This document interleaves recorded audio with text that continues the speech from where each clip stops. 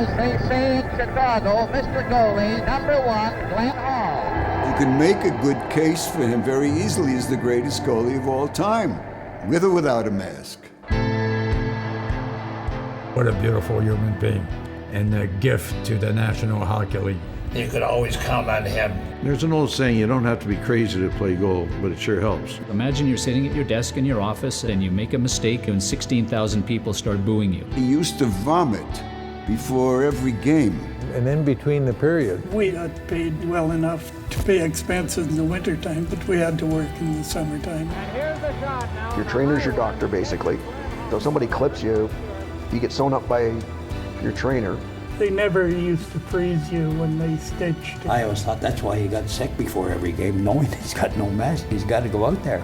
When I think of 502 straight games without a mask. Nobody will do it again. Nobody wants to do it again. I did count it out. I know it's in the 30s, the number of times I moved by the time I was 14. We were just used to it. That's just the way it was. St. Louis Blues, open action in the National Hockey League. I had retired the year before, and I said I'll play for 1 year for $50,000. We didn't realize it at the time, but he was obviously the foundation of the original St. Louis Blues, doing so well. You feel like telling them you're proud of them, but you don't always do it. He is just my dad, right? It's kind of nice to know that people still think of him and remember him for his grandkids, his kids, his great-grandchildren, you know, to look back and say, yeah, look what Papa did. You know, Papa was somebody.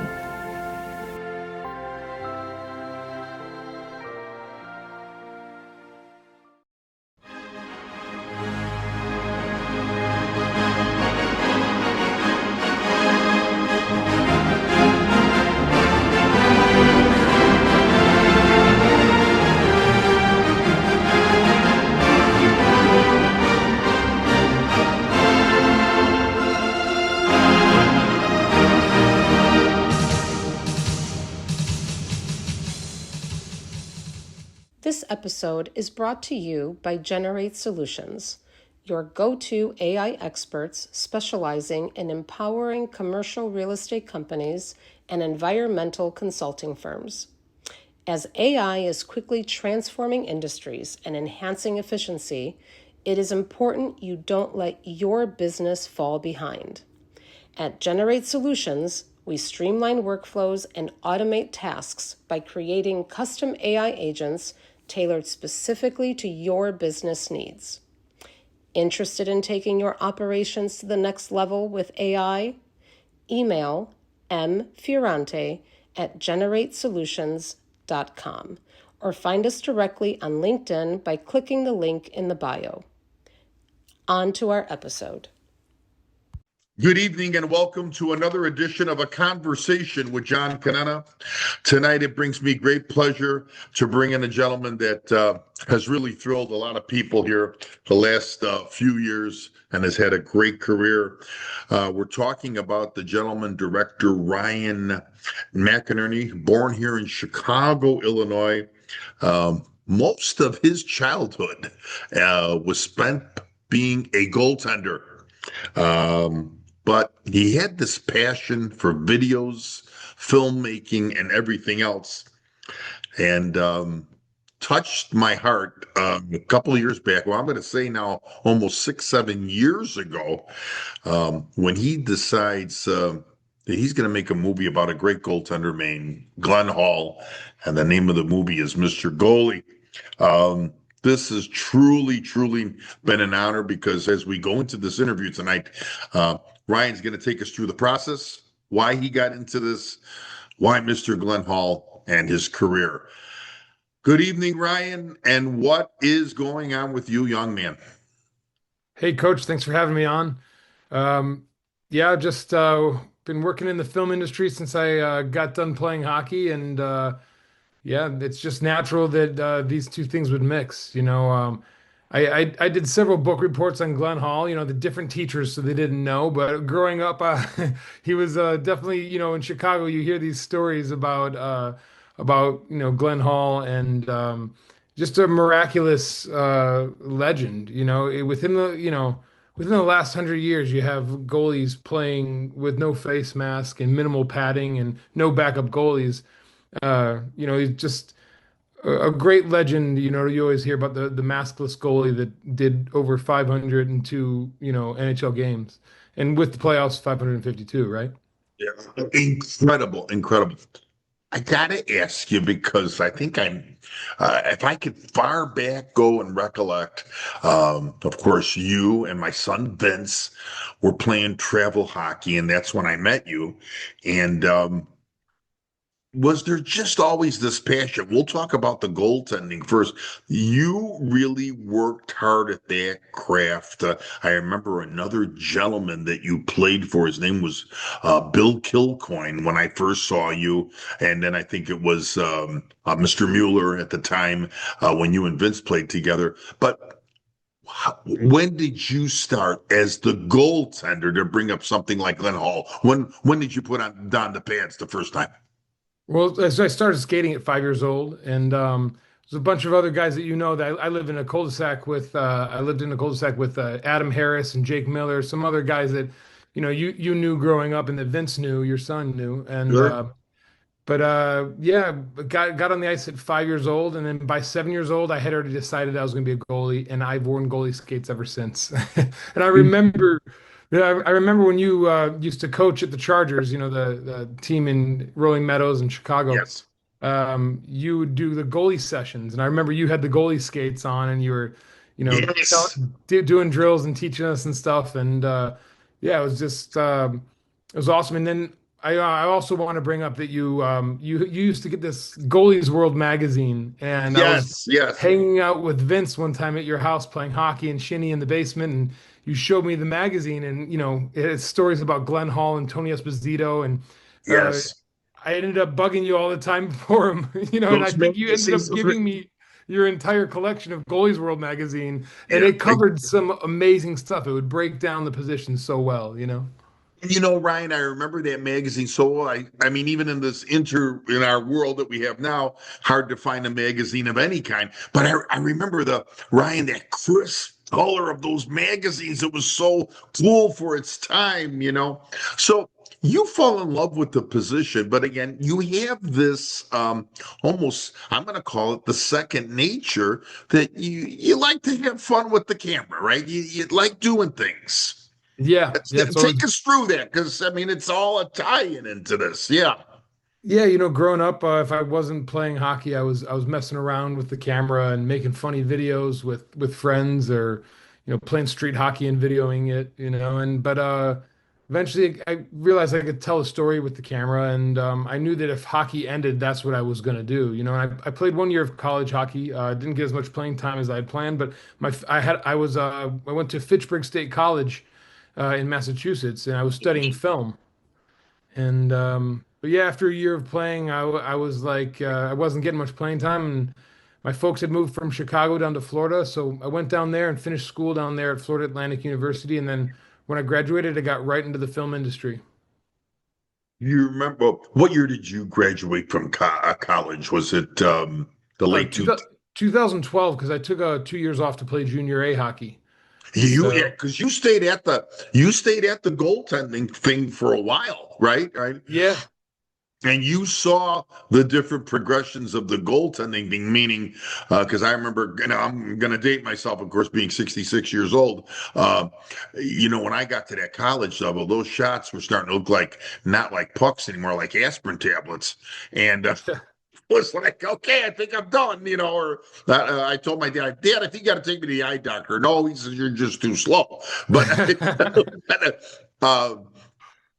yeah, go ahead, Ryan. I'm sorry. Yeah, just going up the different level of progression is always, a step up, and you're from juniors to colleges for sure, like, boys to men. But I mean, even from AAA to junior A was like boys to men, so there's significant shifts. And but yeah, it's like a pyramid though, pro sports, you can go as far as you can take it. And, certain reasons people, maybe they're physically good enough or different things, but being in the right place at the right time has a lot to do with it, unless you're like a Connor Bedard, unless then you're right at the top of the pyramid. Well, incredible. But, it's I think you had that realization, like I had the realization back in my time, that okay, you start to realize, okay, listen, hey, I'm good, but I'm not at the level of, let's say, whoever the top goaltender now is in the NHL. It's amazing how, like you said, that progression. But if there was one thing about you that I remember, was your work ethic and how you went about that position. And now it takes us into this filmmaking. So this filmmaking, I mean, in the back of your mind, because we're going to touch on something here that's been tremendous and has gained so much steam and popularity here. Did you ever think when you graduated, hey, one day I'm going to, do something here that I want to really, that's going to maybe put me on the map. And, we're going to talk about this movie, Mr. Goalie, about the great Glenn Hall. And was it always kind of burning inside of you to do this, do a movie?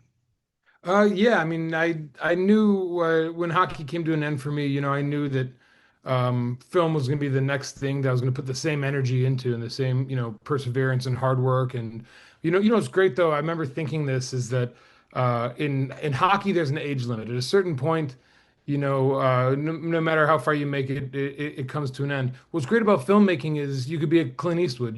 There's no time limit on it, So this is definitely, going to be my focus the rest of my life. I know I'm a lifer in this industry, but to answer your question, I think that I got into the film industry and worked my way up from the bottom up.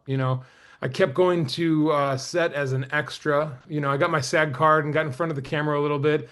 And I kept bumping into this one assistant director on set, and he played hockey, wore an LA Kings hat, and we talked hockey a little bit. And, he was kind of like bullying me around, like, you go over there and do this and blah, blah, blah, treat me like how extras get treated, And then I'm doing a hockey tournament, like a 3-on-3 tournament, and there's some ex-pros and stuff in it, in a rink down in South Florida. And it is in between. I was waiting for the championship game. I had half my pads on, and I'm sitting in the stands, and this guy walks into the rink, and I was like, "Oh, hey, Kenny, right?" And he's like, "Yeah, how do I know you?" I'm like, "I was the extra on set last week. We were talking hockey." He's like, "Oh, you're playing in this tournament?" And then, he's there for his men's league game. He's like, "Hey, you got to come play for me sometime." So I kept bumping into him on set and around the rink in South Florida. And he ended up giving me a job. I got a chance to work as a production assistant, which is, bottom of the barrel, lowest rung on the totem pole in the film industry. But I was on set. I was around, a major motion picture. It was a Netflix TV show. Bloodline was one of my first jobs. And oh my God! Okay.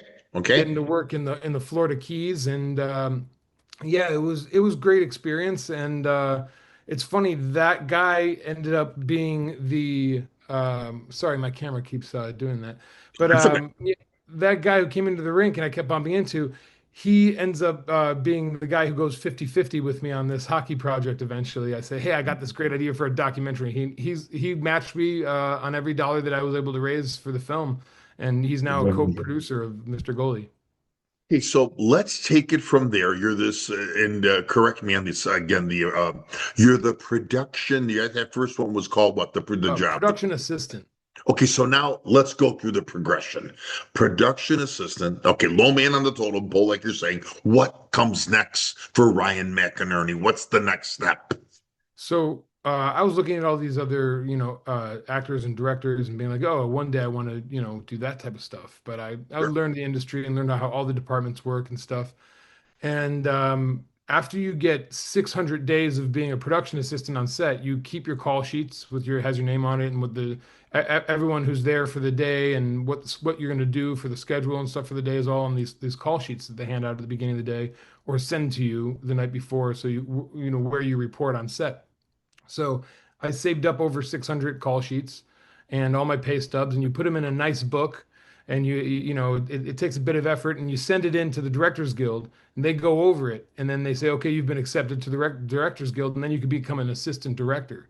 So I graduated from being a production assistant to an assistant director, and now I'm in the process of getting the word assistant out of my title and just being a director. But my day job right now is still assistant director. Yeah. Okay, but again, you had to be thrilled when that happened. Oh, yeah.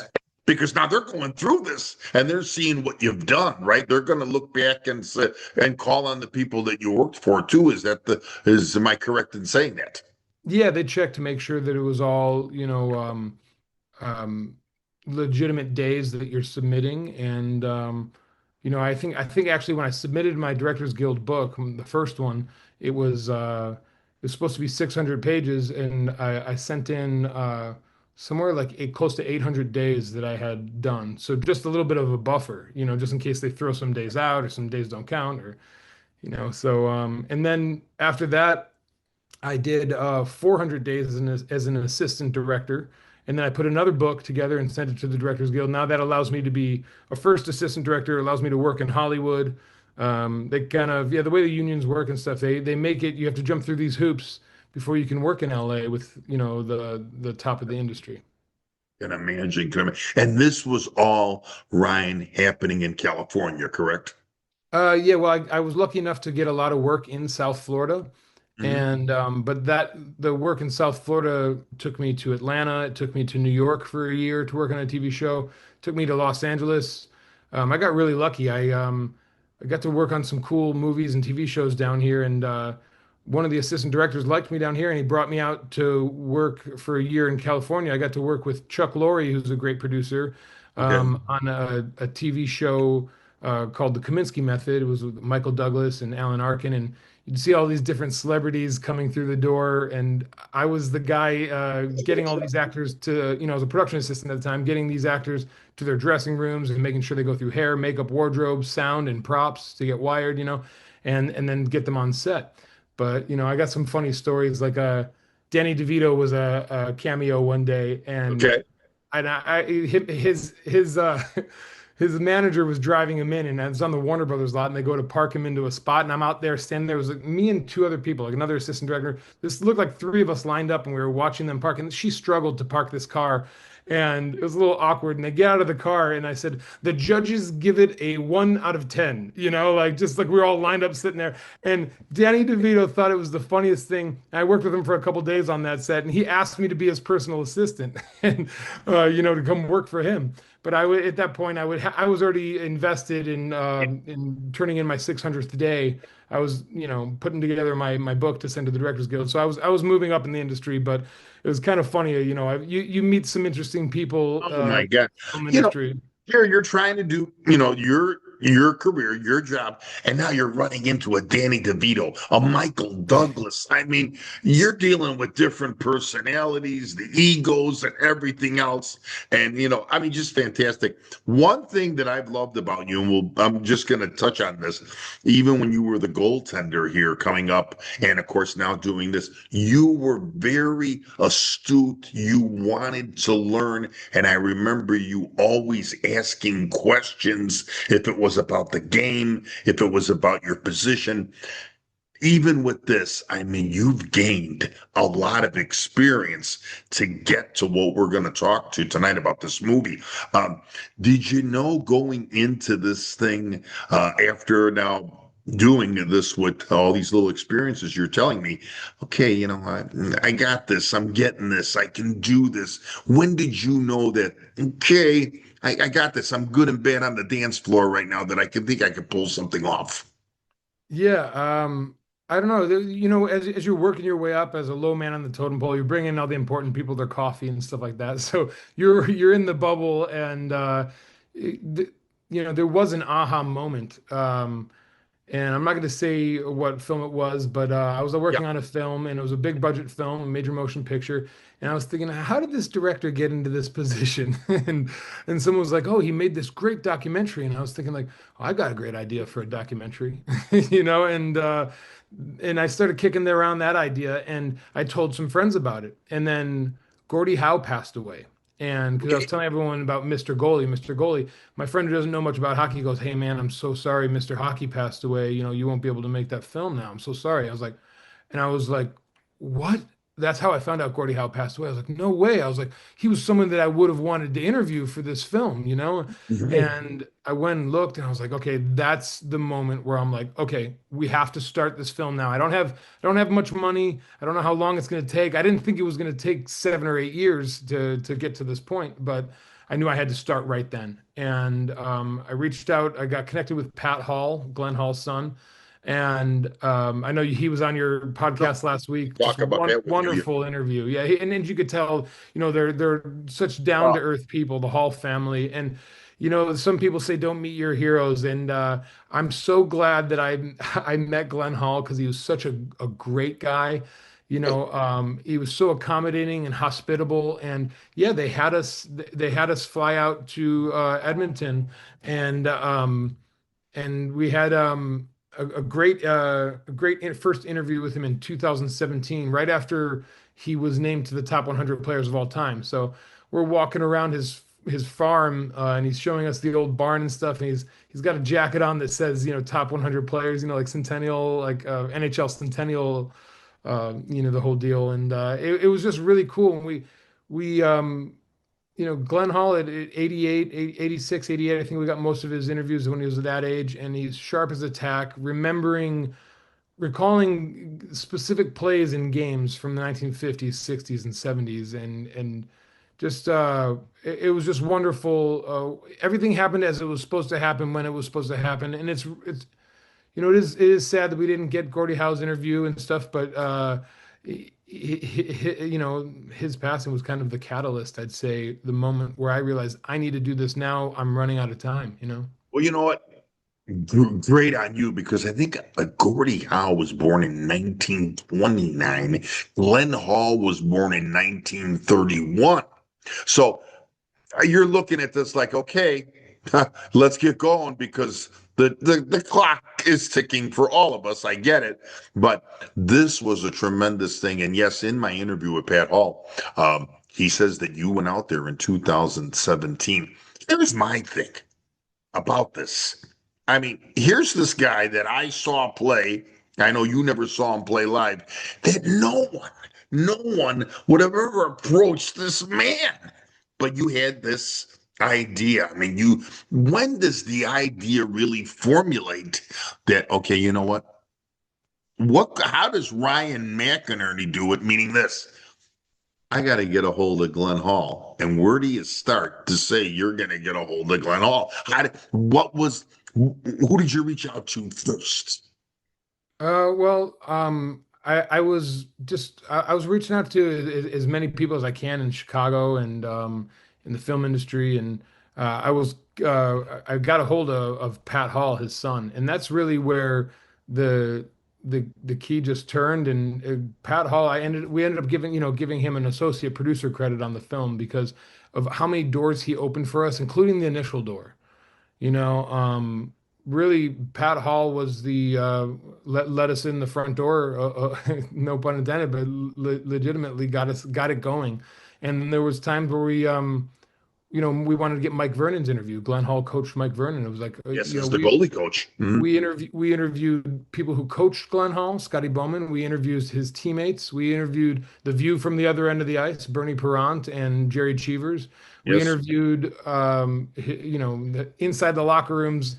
We had people from the Red Wings, from Chicago, and the Blues talk about, Glenn Hall's pregame ritual and all that stuff. It's like, but we wanted to also, hear it from someone who Glenn Hall taught. And he was able to open that door. Pat Hall was able to open the door for the Mike Vernon interview and some other things. He really, helped us. He was the key to this whole thing happening, actually, Yeah, what a fine gentleman. Like I says, I met him the night at the premiere there in Windsor, which, and I'll get to that too, of how you treated me like I was, I felt like I was funding the film the way you made me feel that night. But to meet Pat Hall, I'll never forget how I met Pat Hall. My daughter's father-in-law, Juliana, Frank Canducci, said, when you had brought me out on the red carpet, he goes, a gentleman wants to talk to you. And I looked right at Pat Hall, and he was sitting right next to me, and he goes, "You must be John." And I says, "Yeah." And I don't know if you're familiar. I think your dad would be, Lori and Chris would be familiar with the great Jackie Gleason, the comedian, who had a really look of surprise in this sitcom called The Honeymooners. And he was on Pat Hall, I'm Glenn's son. And I went like this with my face. Yeah, you're Glenn Hall's son. He goes, I am. And I went, you know, just he made you feel like, that normal everyday person. And I asked him, would you come on the podcast? And he said yes. And the things he thought of you as how it was, and they felt so comfortable with you in the interview that if people haven't seen it, it's just tremendous. I have to ask you the ultimate question. Where did you have to fly into to meet Mr. Glenn Hall? Where did you have to fly into? So, well, this is kind of funny. We were working on that TV show in the Florida Keys, Bloodline, the Netflix show, right? So, I bring a cameraman with me, someone I was working on the TV show with. He worked in the lighting department, but just a genius with lighting and camera. His name's Chris Hill. He's actually the chief lighting technician on Honora, it won Best Picture last year in the Oscars. Wow. So yeah, he's an extremely talented person. Works with a lot of top people in major motion pictures. So sure. I'm talking to him on set and saying, how am I going to do this? And I was like, would you fly with me? So I brought him from 80 degrees in January, flew him all the way. We went, stopped in Toronto for a layover, and then made it all the way out to Edmonton, and got an Airbnb. Who came with all of our equipment and all that stuff. Went to Glenn's house and just showed up with a truck full of equipment and started setting it up and interviewing him and getting B-roll of him. And yeah, but it was a little bit of a culture shock coming from like 80 degrees. Now you're going to. It was negative 40 degrees when we got to Edmonton. Oh, and again, I'm sorry, where he's in Stony Plain, which is just outside of Edmonton. Yeah. So now, I just want to take it through a little step by step. You were met at the door by Pat and the family at the door when you arrive. Yeah, actually, what's funny is we got there like a day before. We went to the Glenn Hall Centennial Ice Arena, and we wanted to get as much B-roll and get the cameras working and all that stuff. And Pat Hall met us at the rink, and we were just chatting with him there. And so he was giving us kind of the walkthrough where we were telling him what we wanted to capture, and he was saying, "Okay, here's how we can make it happen." And meet us tomorrow morning at the property. So we went to Glenn Hall's farm before the sun came up, and caught a little, pulled into the, where the barn is by the road, and caught some nice time-lapse sunrise captures around the barn. And we're running, he had a pristine field of snow that hadn't been stepped on. And we're running around putting footprints everywhere and putting the cameras everywhere. And later then we go to the front door and we walk you walk right into the kitchen, and there's Glenn Hall, and he's talking to us and telling us where we could set our stuff down. And was he like, "Oh, you must be Ryan"? Yeah, he was like, "Welcome." He's just a real like a real cowboy farmer type guy. You come into his house, and he's hospitable. He's like, that's the main thing I say about the Halls, is just such kind, down to earth, hospitable people. And they opened their door for us, and they had no clue what they were getting into. And I don't think they had a clue, or I had a clue, how long it would actually take to make the film. But I think they're very happy with it, and I'm sure happy with it. Tremendously happy. Ryan, I got to ask you. So you're in this kitchen. I mean, were the goosebumps, or did you break into a little sweat? I mean, here is this legendary goaltender, and you're in his kitchen.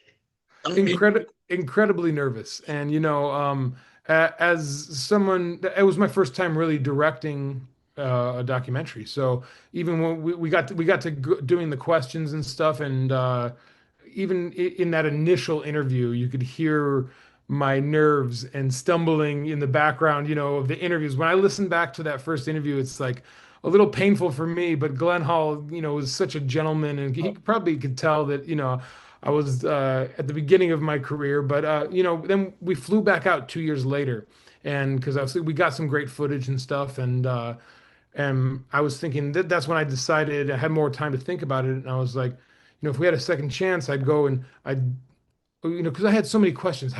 In one interview, how do you ask this guy all these questions? And aesthetically for the film too, for 90 minutes, you can't just have one interview set up. It would get boring visually. So No way. I had No the way. idea of breaking into chapters, setting up a Detroit Red Wings setup in his basement. And I had been there the first time, so I knew his basement was a giant treasure trove of memorabilia. Oh, incredible. It's amazing. Dave Stubbs too, a phenomenal writer. He's wrote so much about Glen Hall, and he talks about going down to the basement. It's like a museum down there, and so having read all of Dave Stubbs, papers on visiting Glen Hall and stuff, and what to expect in the basement. We wanted to capture all that B-roll and stuff. But so yeah, when we went back 2 years later, I had the idea that we'll ask them all the questions in Detroit in front of a Detroit background, and we'll ask them all the Chicago ones in front of a Chicago one, and all the St. Louis in the next one. So you have a nice color palette throughout the movie visually, but beautifully done. Thank you. And like I said, Glenn, now he's I think 88 at this point when we're for our second interviews. And I mean, I think I have well over 12 hours of interviewing Glen Hall. I asked him every question you could think of, because it's not just about his career, it's about his entire life. And needed to kind of form also where are we going with the film? Is it just going to be straight up sports and stats, or is there a human element here? And as once you see the film, that we captured a human element for sure. And it's quite easy to do with Glen Hall because family is at the center of his life and at the center of most of our lives. And it comes before the game. And it's awesome to hear that coming from someone who, was so accomplished in the game, a legend. Accomplished in the game, right? Ryan, I have to ask you a question. Was Mrs. Hall still alive then?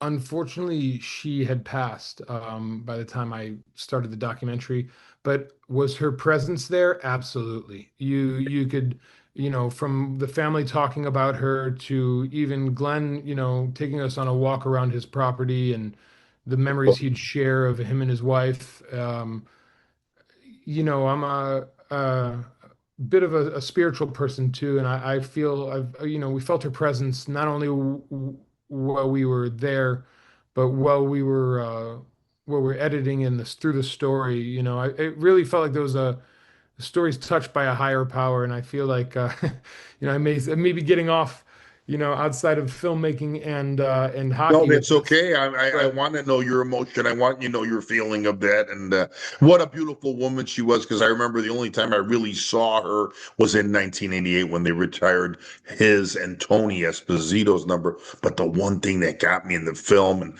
I was sitting next to Pat Hall and my daughter's father-in-law Frank Canducci, and your parents were right in front of me. In that, I mean, I couldn't have got better seats at a ball game how this was all set up with your parents and everything else. But I got to tell you, there was one scene in there when my favorite goalie at the time, of course, growing up, was Tony Esposito, and when he held out that hat that was signed by Tony. Yeah, incredible. Yeah, just incredible because it showed a respect. And he didn't have to show it respect because, he's Glen Hall, but, he held up that hand. He goes, and of course, Tony signed this, I think he says in the movie, and you're in that basement. And I turned over to even Pat, and we both had water in our eyes. It was just what an emotional moment to see that. Like it says, that trophy room of his, and just to see him and you and him sitting there and the questioning. And I just love the fact how you interviewed Cheevers, correct? You interviewed, you talked to Bowman, you talked to the Plager. It was just so well done. And I've explained it to so many of my friends. I go, wait till you see it, wait till you see it, wait till you see it, because you did a phenomenal job. And you talk about color and the way it came out. It was pristine, if I can use that word. I want to tell our audience that, first of all, we are visiting today with Ryan McInerney, director for the movie Mr. Goalie. And by the way, it was premiered in Windsor, Ontario on October 26th on Sunday. It was also there on Monday, the 27th. Ryan, of course, is a former goaltender himself. And I want to tell people too, Ryan, you joined the Screen Actors Guild during your career here too, right? You're part of the Screen Actors Guild. Yep, yeah, I got into the Screen Actors Guild in 2014, and then Directors Guild took a little bit longer, and that was in 2018. Yeah. And of course, doing TVs now, shows, commercials, and everything else that but I have to tell our audience that this project, and he'll correct me if I'm wrong, starts in 2017. So it doesn't end in 2017. It doesn't end in 2018. It ends in 2025. He had so many hurdles to climb. And of course, our country, our world was faced with a major hurdle when COVID came to our lives, which really put a halt on everything. How did you get through this? Were there nights when a Ryan McInerney would say to himself, I'm going to call up my dad and my mom. Hey, Dad, I don't know if I can do this. Or call up an Emily and say, Emily, babe, I can't do this anymore. This is frustrating. You hung in there. How did you have that fortitude to hang in with all the obstacles in front of you?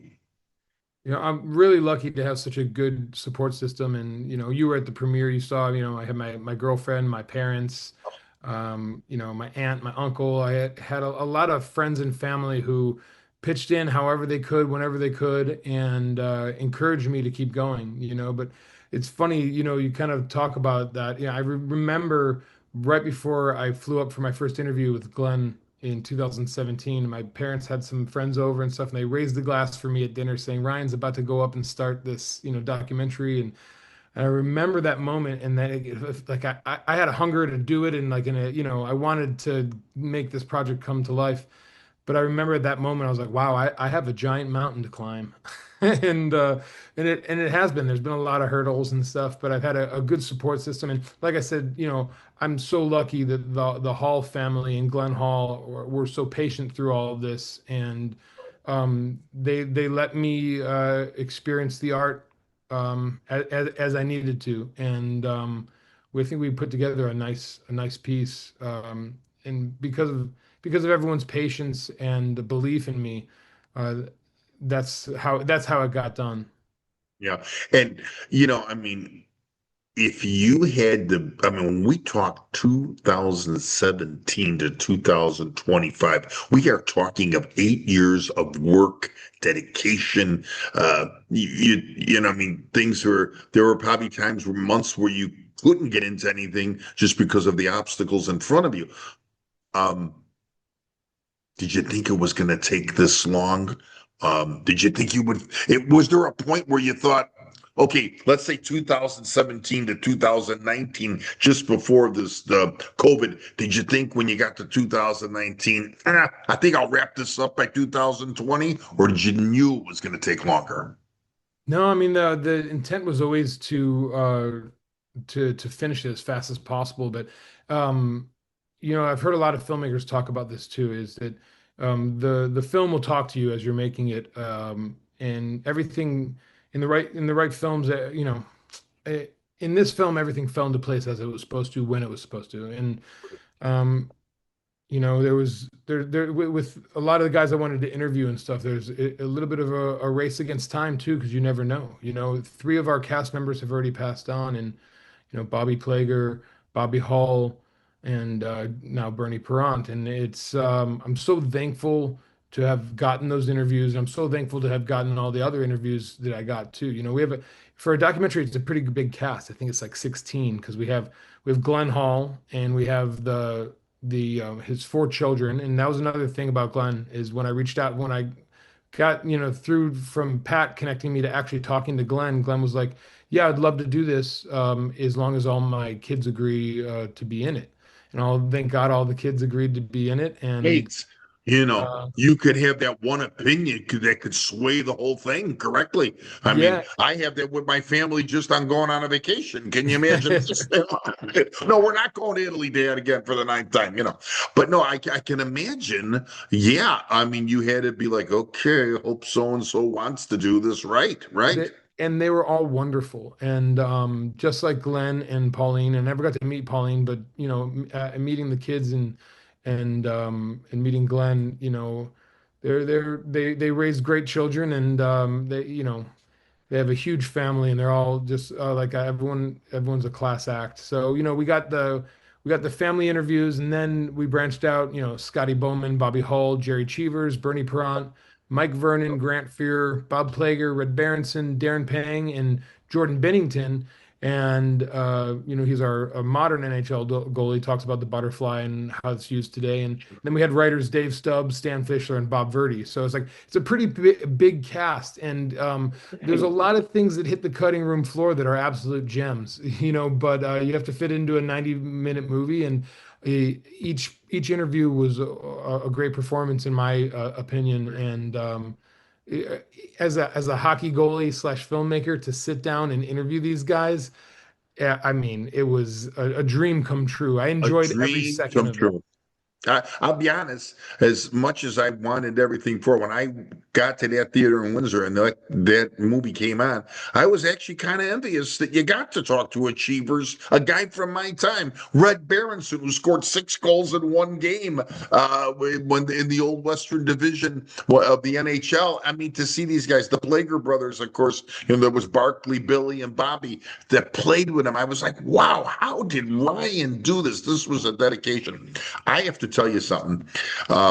And doors open in a lot of different ways. And one door really opened for me was because of you, and I never told you, to meet and talk to the great Paul Patskow, who I know helped you tremendously. Dave Stubbs. I told a friend of mine, I'm interviewing Dave Stubbs. He goes to me, what are you smoking? Smoking? I go, he's coming on the show. They couldn't believe it. And I have to tell you a funny story because I know that you loved Glenn Hall's personality. And Dave Stubbs told me a story once. It's a quickie. He goes, I went out to the farm once, and I actually picked up a pine cone off his lot, put it in my pocket, and I was going to bring it in his house. And I get on the plane, I'm in my coat, I find the pine cone. He says, I felt so guilty that I called up Hall when I got back to Montreal. And I says, Glenn, I feel kind of bad. I'm going to mail you back this pine cone that I didn't steal it off your yard. He goes, and now there's a million of these pine cones on his, which you've seen. He goes, oh, I felt something was weird, that something was missing. That's Glenn Hall, just the mindset of like a Chris McInerney or, anybody else that we know, just that normal everyday person. Before I get into a little thing that I want to do with you, now that the dust has settled, the premiere, and this is all going on, and of course, the euphoria of that night. I mean, the Sunday night for me, I saw clips of the Monday crowd with the premiere. Where are we now with this beautiful documentary where are we right now when we say November 21st? What direction now? Is it a waiting process to see? Of course, this, I want to tell our audience, about a week after this, Ryan directed this great movie documentary, has won the People's Choice Awards, which presented in Windsor. So on November 21st, what's going on in Ryan McInerney's mind, and where does this go now with Mr. Goalie? So the plan has been to put it on the International Film Festival circuit, and for the next year, we plan to do more festivals like Windsor. Our NHL licensing agreement, which is a big hurdle through this whole thing too, making this whole film and not even knowing if we were going to be able to get an NHL licensing agreement. So we got it, and it's for film festival use only, and that's where we're headed right now. And if there's like a major sports network like ESPN or a major streaming network like Netflix or Amazon, we're ready to deliver it to them. But for now, we're going to keep a grassroots thing going here, trying to put it in all the different festivals, because I feel like not only will hockey players love this, but people who are not familiar with the sport are going to find it to be a very interesting history lesson and interesting human piece. So I think film festivals are a great place for this film. Yes. For now. Right. But hoping you for eventually seeing it where, Ryan, eventually you'll see it where this could come into the homes of a lot of people. Canada and the United States? Absolutely, yeah. I think my goal I envision this on, a major streaming network, yeah, where you can go on and watch it internationally, and that's my goal. And still got some more hurdles to conquer and to get through, but I do believe that will happen, and I want the masses to see it. Detroit Red Wings fans, Chicago Blackhawks fans, St. Louis fans, and goalies. I mean, it's a very you know uh, huge hockey towns, and any goalie is going to love this film. Without a doubt, without a doubt. And we have the right man, the director, Ryan McInerney, to get us through those hurdles. All right, I got 5 questions for you, quick questions, because your time is valuable. I'm going to start to let you go. This has been fantastic to cover this and this documentary and everything else, and we will be keeping in touch. My first question to you is, who were some of those early mentors when it came to goaltending, or when it came to this filmmaking, that you're in that car sometimes, or you're just putting your head down on that pill and you say, wow, I really want to thank so-and-so and so-and-so, if it's your parents, aunts, uncles, whoever, a couple of mentors that you think about it once in a while when you have that moment to think about it, because, young man, you have a busy schedule. Yeah. Well, I mean, as far as for this film, in particular, there's people I want to mention, like, I mentioned Kenny Hansen, who matched me on every single dollar in the film. I want to mention, Chris Hill. I've mentioned him, the extremely talented with a cameraman with lighting, and couldn't have done it without him. Paul Patscott, which you mentioned, the world's best hockey archivist, who without his archival footage, this film isn't what it is today. And also Patrick McMahon, our editor. He's an amazing, accomplished filmmaker, Emmy Award-winning editor, and without him, this film isn't what it is. So, I mean, I want to thank my team, but as far as like mentors growing up, all the goalie coaches who made it special, like yourself too,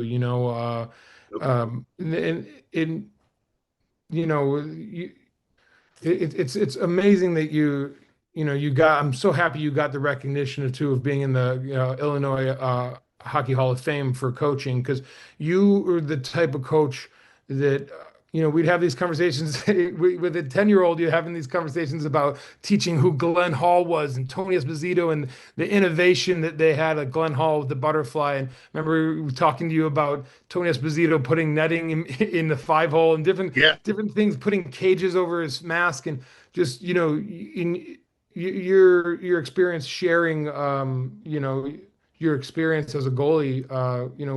We would always, all the goalies, we'd sit there wide-eyed, listen to some of these stories. But I do want to thank you for, inspiring me too. And, reading about Glenn and Goalie's World, and reading about Tony, and,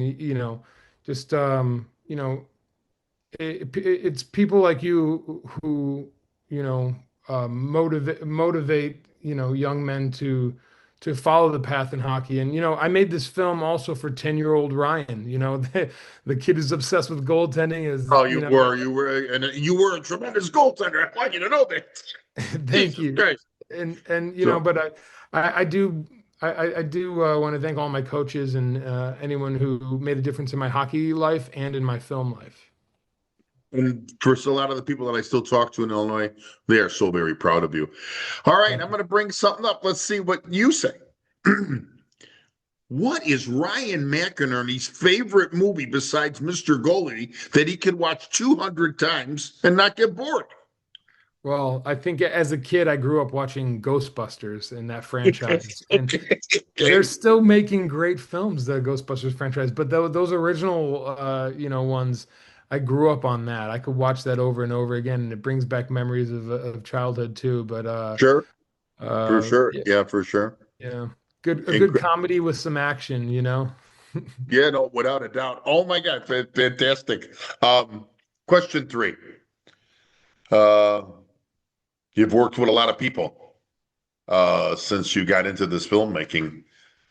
Is there a producer or a director that you say, wow, I really would like to emulate this guy, like me and you wanted to emulate a Hall and an Esposito? But is there a producer and a director out there that you say, wow, that's the bar that I want to be at? Can you mention a couple? Yeah, I mean, there's a bunch. There's people who I've worked with. There's people who I haven't worked with.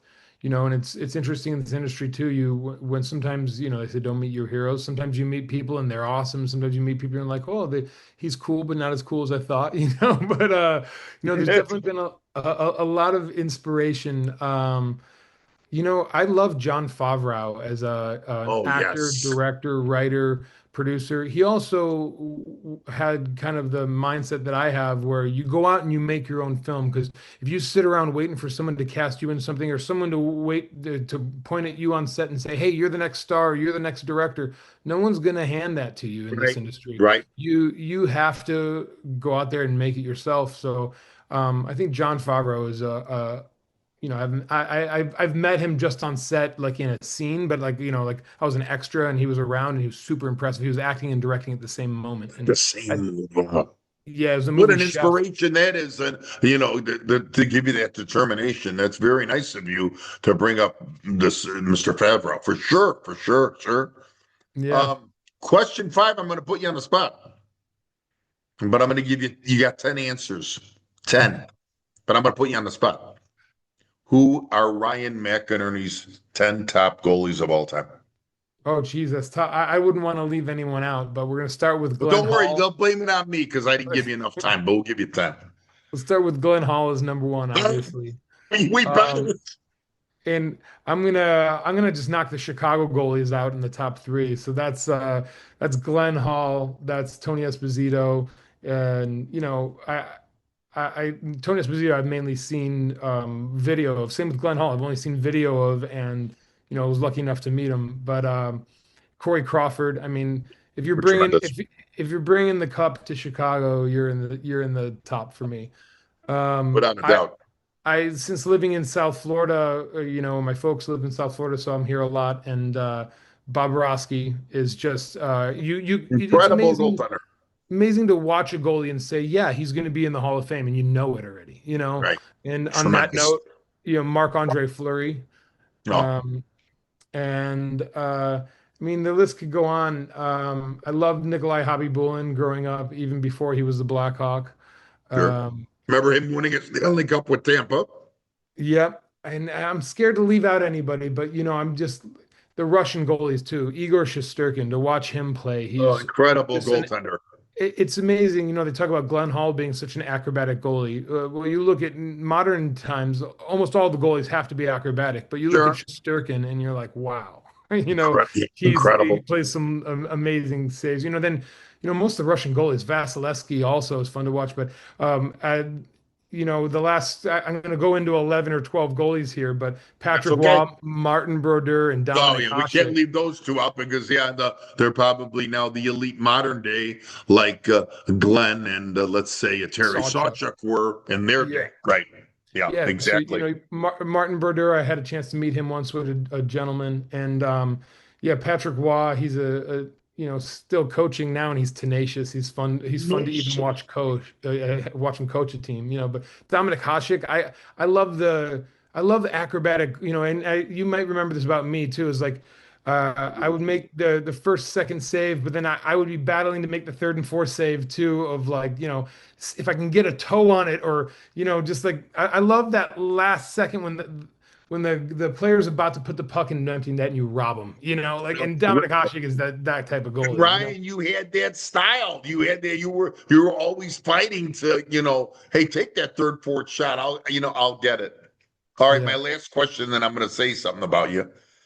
The last question is this: the progression from being the athlete, getting involved in the film, in direction, and I know this is going to keep going forward for you, and then making this documentary film of this great goaltender, Glenn Hall, Mr. Goalie.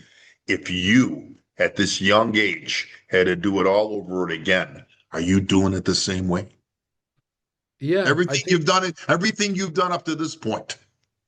yeah, I believe that everything happens for a reason, and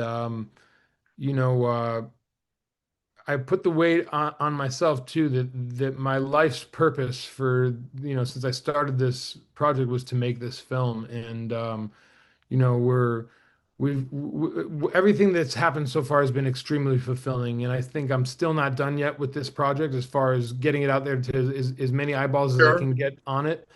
Yeah, I would do it the same. There's obviously, you think back about, I think about my hockey career and I'm like, oh, if I did that differently, or oh man, if I went to it was two teams that wanted me. If I went to that team, what would have come of it? If I had the right coach at the right time, or maybe I had the wrong coach at the right time, and that led me to where I was going. But in the end, I'm a firm believer in Glenn Hall too. I've talked to him about this. We both agree on that everything happens for a reason in life, and that there's a higher power, and everyone's meant to fulfill their destiny, or you'd hope to. You want to reach your full potential, and and so far this movie, I think, is reaching its potential. I think it has even more potential, the more that people see it. Do what you've done this is incredible, and I want you to know, and I know you've watched the interview, and I know Dad's watched the interview that I did with Pat Hall. Just sort of reiterate, the Hall family loved what you did, and they're over the rainbow above it, just in the conversations. I'm going to leave you with this. I reached out to you when I first heard about this, maybe about 5-6 years ago, and I want to tell our audience, I have chased this young man for this interview for about 6 years, and he always had the same answer for me. He goes, Mr. Conenna, once it will happen, it will happen. And I sometimes would just hang up the phone with you and I'd say, God, I can't even get an interview with Ryan McInerney. But now I understand, Ryan, why I didn't get that interview, because you wanted to accomplish something. Your dedication, the work ethic, and what I saw in Windsor, Ontario, when we were on that stage together. And I want to thank you for putting me in the credits. It was the honor of honors. Now I am so glad I waited, because, young man, I know your family's proud of you, but I want you to know I feel like family, because you made me feel like family. And I really appreciate you coming on my show. Thank you, Coach, and happy to come back too if there's please God. Yeah, we're going to do another one for sure, because this thing's going to hit the big stage in a different way, as we both know. Amen. From your lips to God's ears. Thank you. Thank you.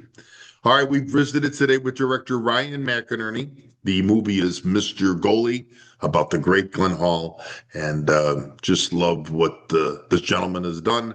Of course, an ex-athlete who played hockey that I knew from growing up here in the area where I coached hockey, and this is just tremendous. And I think a day hasn't gone by in the last 35 days that we talk about this movie every day here in Illinois, so I can imagine where it's going to be all over the world.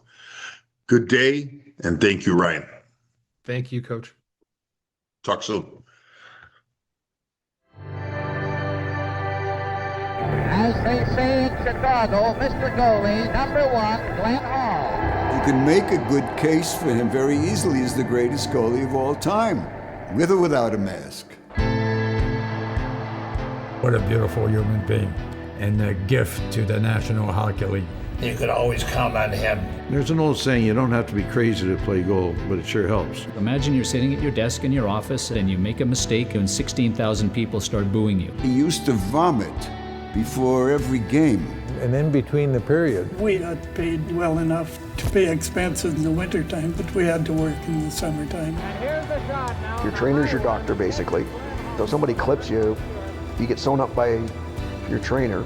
They never used to freeze you when they stitched. I always thought that's why he got sick before every game, knowing he's got no mask. He's got to go out there. When I think of 502 straight games without a mask. Nobody will do it again. Nobody wants to do it again. I did count it out. I know it's in the 30s, the number of times I moved by the time I was 14. We were just used to it. That's just the way it was. St. Louis Blues, open action in the National Hockey League. I had retired the year before, and I said I'll play for 1 year for $50,000. We didn't realize it at the time, but he was obviously the foundation of the original St. Louis Blues, doing so well. You feel like telling them you're proud of them, but you don't always do it. He is just my dad, right? it's kind of nice to know that people still think of him and remember him for his grandkids, his kids, his great-grandchildren, you know, to look back and say, yeah, look what Papa did. You know, Papa was somebody.